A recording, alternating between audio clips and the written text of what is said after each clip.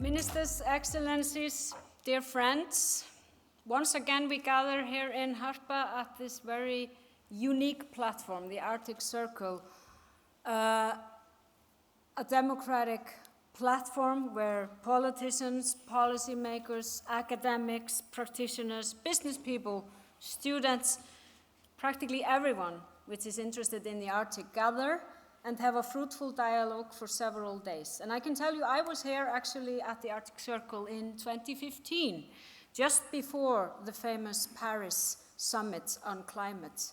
And François Hollande came here and spoke to us, and it was actually great to be participating in this moment of hope and optimism when it comes to climate.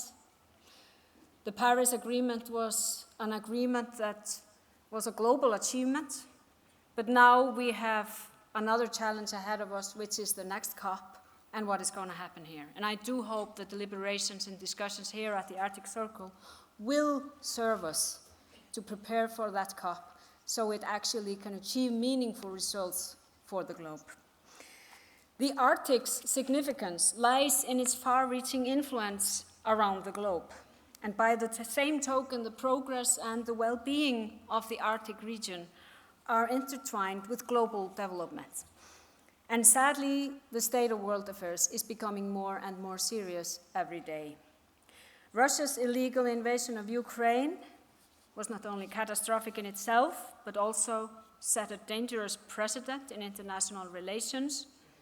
It's a violation of international order and an outright invitation to chaos and lawlessness. The terrible events that are unfolding in front of us in Israel and Palestine right now serves as another stark reminder of the cascading cycle of war and conflict. And we all know that ultimately, war and conflict is always going to hurt innocent people the most. Currently, there are 70 ongoing conflicts around the world, which shows us the constant need for peaceful solutions. It's always essential to safeguard and promote peace, arms control and disarmament, and also here in the Arctic. But at the same time, we see the growing numbers of conflicts in the world. We have also been going through a year of climate disasters. We no longer find ourselves in an era of global warming, but in a period of global boiling, as UN Secretary General Guterres has rightly pointed out. This summer, the island of Maui turned into a hellish inferno. The desert city of Derna was the victim to a catastrophic flood, costing thousands of lives. Global sea surface temperatures are at record highs.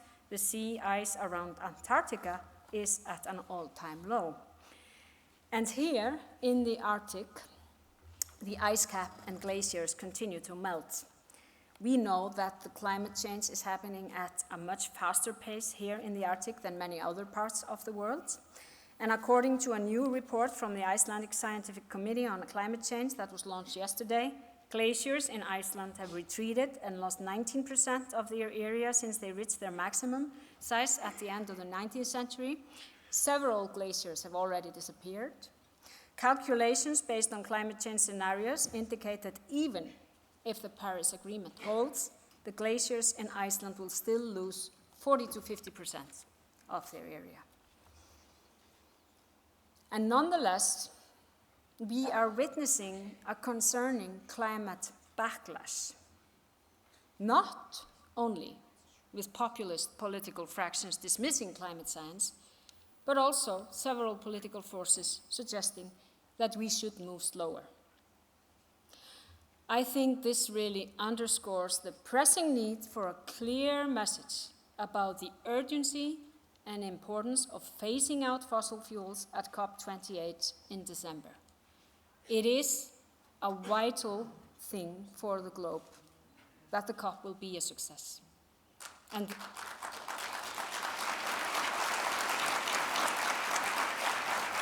But in times of conflict, in times where we see a systematic erosion of fundamental human rights, we know that's going to be a challenge.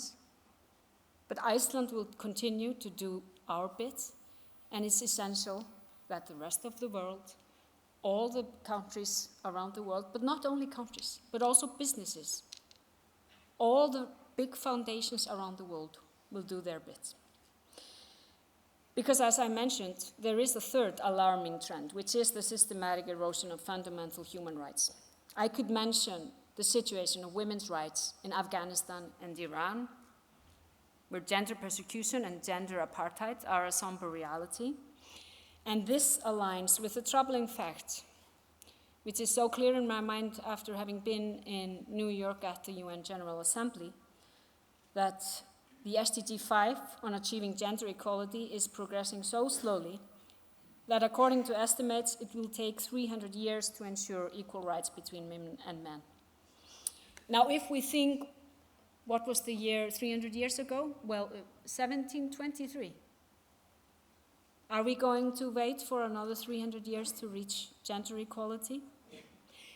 Is that acceptable for us as a world? My answer is very clear, it's not acceptable. And gender equality is also key to meaningful climate action. We all know that, because if we want meaningful climate action, we need to tackle gender inequality, we need to tackle hunger and poverty, which remain prevalent in many parts of the world, creating social unrest, forced migration, and a fertile ground for authoritarian rule.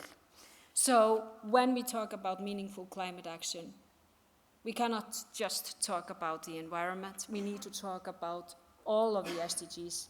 That must be really the key outcome for next year's Summit of the Future. We need to see acceleration of all the SDGs.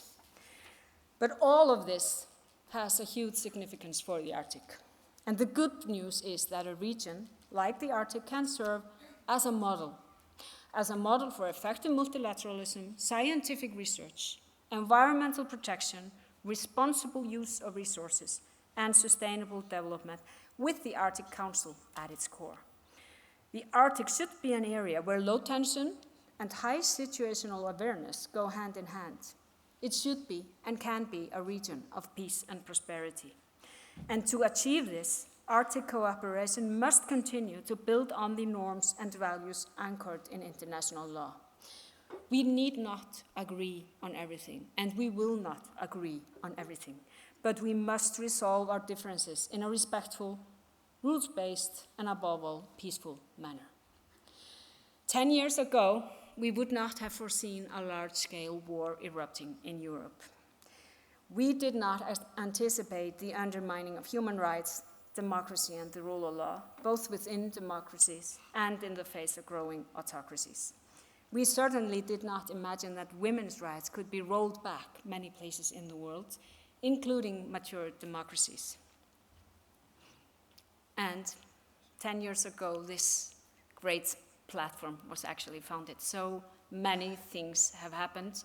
The challenges are big, but we have a collective mission, which continues, which involves maintaining peace and security, ensuring meaningful climate action and environmental protection, strengthening research and scientific collaboration, facilitating mutually beneficial business development, digital opportunities, and people-to-people contacts, and guaranteeing gender equality, health, and well-being. This is our collective task in the Arctic. I look forward to our fruitful and meaningful deliberations here at this platform, which is important because we really need to open up the dialogue on climate action, not least here in the Arctic, and give everybody the voice to influence the outcomes.